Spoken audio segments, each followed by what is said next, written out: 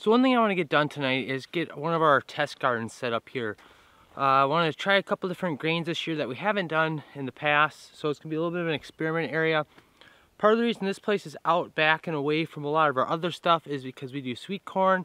We're also going to be doing a popcorn this year, and then we're going to be doing Danny corn, which is a field corn, and we need to make sure they're separated so they're not cross-pollinating each other. So I have to get some ground tilled tonight. I selected an area right along this edge of this hayfield here. I don't want to encroach into the hayfield, but there's some trees that sit out here and make it so you can't get in there with the cutter. So it's basically an unused piece of ground that I'm going to utilize for a little test garden here. The reason I'm selecting it way out here is I want it to be far enough away from our sweet corn in our garden, and we're also going to do a popcorn variety as well. We're going to have to find a different place to place that. The section here is 8 feet wide. Usually when you plant corn, commercially it's done 36 inches apart, and we should be able to easily get 3 rows. And 3 rows is really the minimum you want, because corn is an open pollinating crop. And if you did like a single row, things wouldn't get pollinated correctly. So I'm just going to use just a little small walk behind tiller. This is one we found off Craigslist for dirt cheap. I ended up just putting a Harbor Freight motor on it, because the original motor was a Tecumseh motor. It had a Briggs & Stratton carburetor on it, and it was having a hard enough time figuring out the right carburetor parts for that. I even sent that into Briggs & Stratton, and they couldn't even tell me what carburetor it was. So finally I just gave up and threw one of those little Harbor Freight motors on it, and it seems to work just fine.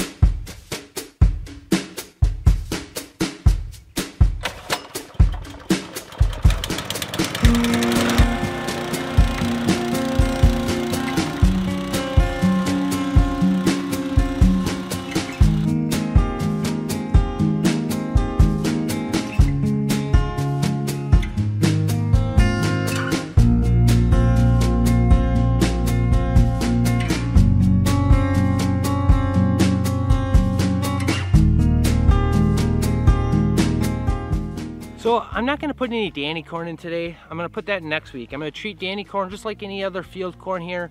Field corn can go in a little bit earlier than a sweet corn because they can germinate in that cooler temperatures.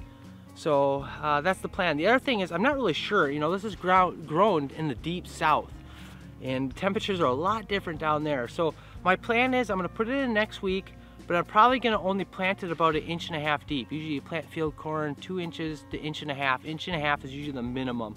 But if you're planting a little bit cooler temperatures, and I'm assuming this is more climatized or whatever you want to say for those southern temperatures. So that's my plan with that. But the main reason I tilled things up tonight is I got to get some wheat in. I totally forgot I had this and really want to give this a go here this year. If you guys have been following this channel for quite a while here, you know we grind our own wheat. We use a red hard wheat and make a lot of our breads from. The wheat that we're trying out this year is a Red Fife wheat. Basically an heirloom variety. From my understanding, it originated out of Scotland, ended up in Canada. It was like the first wheat seed that ever ended up in Canada. I think it was brought over, don't quote me on this, like Derek Fife or something like that. I can't remember his name. But it did really well, and then since then things have really been hybrid, you know, hybridized, or however you want to say that. And it's really almost became extinct at one point. Luckily there was a handful of seed savers that hung on to this variety. And now it's a very sought after wheat for its taste notes. Very rich in flavor, got a lot of more of a nuttier flavor than today's wheats. So a lot of bread people really like using this type of wheat for doing bread, and I want to try it out. I was looking up on like the seed rates here. They're saying about 120 or 100 to 125 pounds per acre. So when I was doing the math, and the quantity I have here, I only got 1 ounce of these seeds. Like I said, this is just a trial run here. This isn't going to feed our family, but we do want to test it out and then hopefully harvest seeds at the end of the year. It's probably going to do about a 5 foot by 5 foot section. So now I got to get in here. I got to rake out the soil, get a lot of the grass clumps out of there so they don't reestablish in there, and then we'll sprinkle a little bit of seed in there.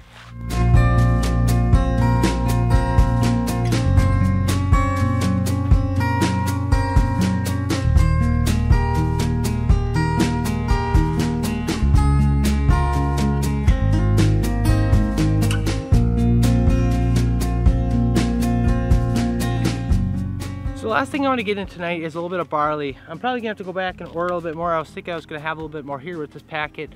But one of my goals here is to be able to brew a batch of beer of everything that's come off our own property.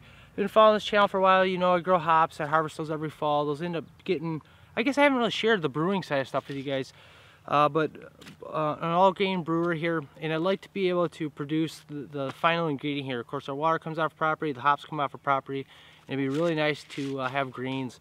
I was going to try out a little bit of a different variety here, a black huskless barley. I'm not really super familiar with that, but I'll probably end up ordering up some sort of American two-row as well. So we'll get this in here real quick. So we ended up getting some of that Fife wheat in there. I put some barley in here, and I also actually came back and put a little bit of oats in there. So I'm really excited. I'm hoping things go okay. We can at least get a little bit of a harvest out of this year. Doing stuff in just a small quantity. This is going to be a big year for a lot of test runs for us this year. Our garden, for the most part, is going to look very similar to how it did last year. However, we're going to have a little bit of kind of side experiments going on here. We got some of this stuff going. We are changing up some of the variety of crops in our garden. So we'll see how this year turns out. My fingers are really crossed. We're doing this stuff in small scales here just so we're not overwhelmed. There's going to be a little bit of a learning curve, I'm sure, on how to harvest some of these things and the best ways to do that and when to even do some of that stuff. So we'll see. I'm looking forward to it. I tell you what, couldn't ask for a more beautiful night. It's just gorgeous out here. This is what I live for, you know, in the spring and fall time, these really nice nights, get out, work till the sun sets, just gorgeous. I'll leave a little clip here at the very end, just a little montage of us going down visiting the neighbors, beef cattle, chit chat with them, just a little short little clip here, and maybe sticking some of the clips in here as I wrap up with a couple other little random projects tonight. So appreciate you guys hanging out with me tonight. Hope you enjoyed the video, and we'll see you on the next one. Thanks for watching.